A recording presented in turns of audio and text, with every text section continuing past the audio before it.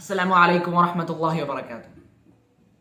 ഫിർഔൻ ക്രൂരനും മർദ്ദകനുമായ ഒരു Egypt ചക്രവർത്തിയായിരുന്നു. Co-opt വംശക്കാരിൽപ്പെട്ട ഒരാളായിരുന്നു അയാൾ. കോപ്റ്റ് വംശക്കാരിൽപ്പെട്ട അയാൾ തങ്ങൾ യജമാനന്മാരാണ് കോപ്റ്റ് വംശക്കാർ എന്ന് അയാൾ വിശ്വസിച്ചിരുന്നു. അതുകൊണ്ട് അവിടെ ഉണ്ടായിരുന്ന ഇസ്രായേലിയരെ അവർ അടിച്ചമർത്തി അടിമകളാക്കുകയാണ്. എന്നെങ്കിലും ഇസ്രായേലർ തങ്ങൾക്കൊരു ഭീഷണിയാകുമോ എന്ന് ഭയന്ന് അവർ ആൺകുട്ടികളെ കൊന്നൊടുക്കാൻ വേണ്ടി തുടങ്ങുകയാണ്. ആ ഒരു സമയത്താണ് മൂസാ നബി അലൈഹി സ്വലാം ജനിക്കുന്നത്. മൂസാ നബി അലൈഹി സ്വലാം നമുക്കറിയാം ഇസ്രായേൽ വംശജനമാണ്. ചക്രവർത്തിയുടെ ആളുകൾ മൂസാ നബിനെ കൊന്നു കളയുമോ എന്ന് ഭയന്ന് മൂസാ നബിയുടെ ഉമ്മ മൂസാ നബിനെ ഒരു പെട്ടിയിലാക്കി നൈൽ നദിയിൽ ഒഴുക്കിവിടുകയാണ്. നദിയിലൂടെ ഒഴുകി വന്ന ആ പെട്ടി ലഭിച്ചത് ഫിർഔന്റെ കുടുംബക്കാർക്കാണ്. ഫിർഔന്റെ കുടുംബക്കാർ ആ പെട്ടിയിലുണ്ടായിരുന്ന കുഞ്ഞിനെടുത്ത് വളർത്തുകയാണ്. അങ്ങനെ മൂസാ നബി അലൈഹിസ്സലാം ആ ഒരു കൊട്ടാരത്തിൽ ഒരു രാജകുമാരനെ പോലെ വളരുകയാണ്.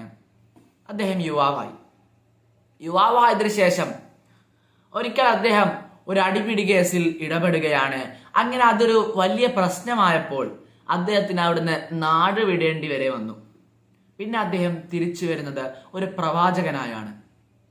ദൈവദൂതനായ മൂസാ നബി അലൈഹി സ്വലാം ഫിർഔനെയും കൂട്ടാളികളെയും സന്മാർഗത്തിലേക്ക് ക്ഷണിച്ചു. പക്ഷേ ചക്രവർത്തി ഫിർഔൻ അത് വിശ്വസിച്ചില്ല എന്ന് മാത്രമല്ല, അയാൾ മൂസാ നബി അലൈഹി സ്വലാമിനെയും അദ്ദേഹത്തെ നിയോഗിച്ച അള്ളാഹുവിനെയും നിഷേധിക്കുകയാണ്.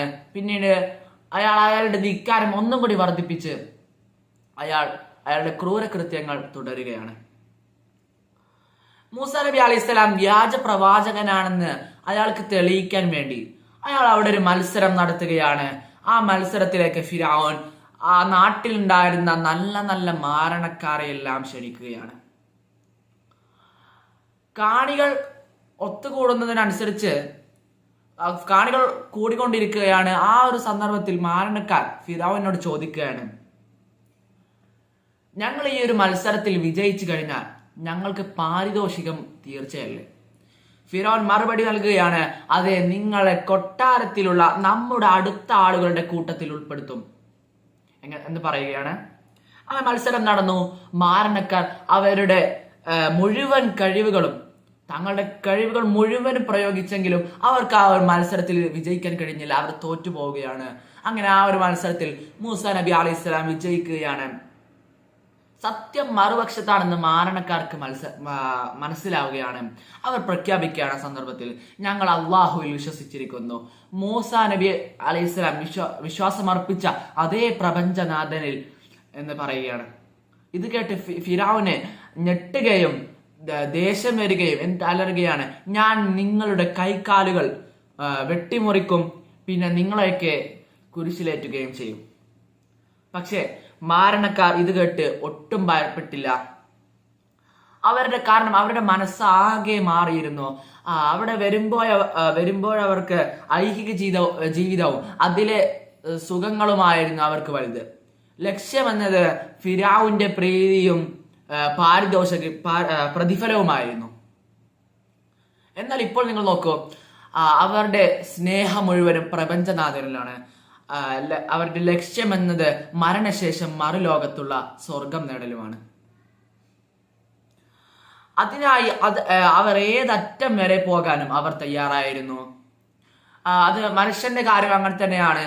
സ്നേഹിക്കുന്നതിനെന്തും അത് നേടാൻ വേണ്ടി എന്ത് വേണമെങ്കിലും ത്യാഗങ്ങൾ വരെ സഹിക്കും. ലക്ഷ്യം നേടാനായി എന്ത് കഷ്ടനഷ്ടങ്ങൾ വരെ സഹിക്കാൻ മനുഷ്യർ തയ്യാറാണ്.